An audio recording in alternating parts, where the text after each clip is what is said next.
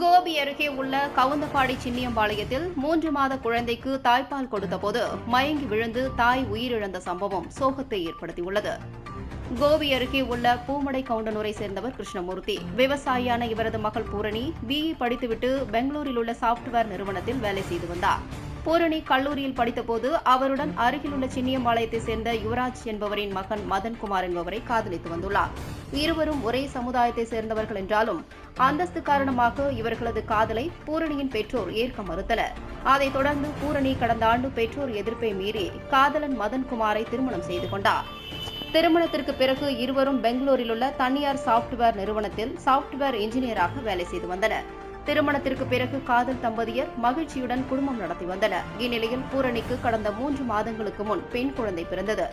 குழந்தை பிறந்தது முதல் சின்னியம்பாளையத்தில் உள்ள கணவர் வீட்டில் குழந்தையுடன் வசித்து வந்தார். இந்நிலையில் இன்று பூரணி குழந்தைக்கு தாய்ப்பால் கொடுத்துக் கொண்டிருந்த போது திடீரென மயங்கி விழுந்தார். குழந்தையின் அலறல் சத்தம் கேட்டு அவரது கணவர் மதன்குமார் வந்து பார்த்தபோது பூரணி மயங்கி கிடப்பது கண்டு அதிர்ச்சியடைந்தார். அதைத் தொடர்ந்து அருகில் இருந்தவர்கள் உதவியுடன் பூரணியை சிகிச்சைக்காக கவுந்தப்பாடி அரசு மருத்துவமனைக்கு கொண்டு சென்றனர். பின்னர் மேல் சிகிச்சைக்காக கோபி அரசு மருத்துவமனைக்கு பூரணியை கொண்டு சென்றனர். அங்கு அவரை பரிசோதித்த மருத்துவர்கள் பூரணி ஏற்கனவே இறந்துவிட்டதாக கூறினர். உயிரிழந்த பூரணியின் சடலத்தை பார்த்து உறவினர்கள் கதறி அழுததும் தாய்ப்பால் கொடுத்தபோது தாய் உயிரிழந்த சம்பவம் சோகத்தை ஏற்படுத்தியுள்ளது.